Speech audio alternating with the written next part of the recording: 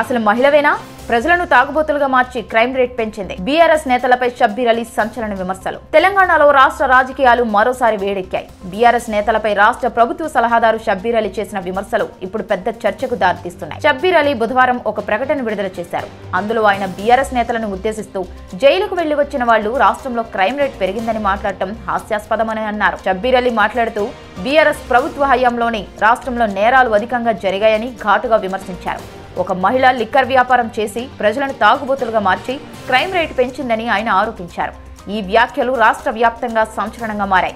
ప్రతిపక్షాలు షబ్బీర్ అలీ వ్యాఖ్యలతో మద్దతు తెలుపుతూ బీఆర్ఎస్ ప్రభుత్వంపై దాడి ప్రారంభించాయి. మరోవైపు బీఆర్ఎస్ నేతలు ఈ ఆరోపణలను తిప్పికొడుతూ షబ్బీర్ అలీ చేసిన వ్యాఖ్యలు నిరాధారమని వాదిస్తున్నారు. రాష్ట్రంలో నేరాల పెరుగుదలపై అధికారిక గణాంకాలు ఇంకా స్పష్టత ఇవ్వకపోయినా ఈ ఆరోపణలు ప్రజల్లో పెద్ద చర్చకు దారితీశాయి. లిక్కర్ పాలసీలతో క్రైమ్ రేట్ పెరిగిందా? అధికార పార్టీ తీరుతో ప్రజల భద్రతపై నెగిటివ్ ప్రభావం ఉందా అనే ప్రశ్నలు ప్రజల్లో మొదలయ్యాయి. ఈ విషయంపై నెటిజన్లు విభిన్నంగా స్పందిస్తున్నారు. సమస్యలు పరిష్కరించడంలో విమర్శలే కాదు, చర్యలు ఉండాలి అంటూ విభిన్న అభిప్రాయాలు వ్యక్తమవుతున్నాయి.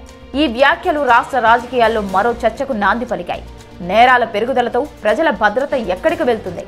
ఇది కేవలం రాజకీయ ఆరోపణలేనా, లేక ప్రజల సమస్యలపై దృష్టి పెట్టే మార్గమా అనే ప్రశ్నలు ఇప్పుడు తెరపైకొస్తున్నాయి.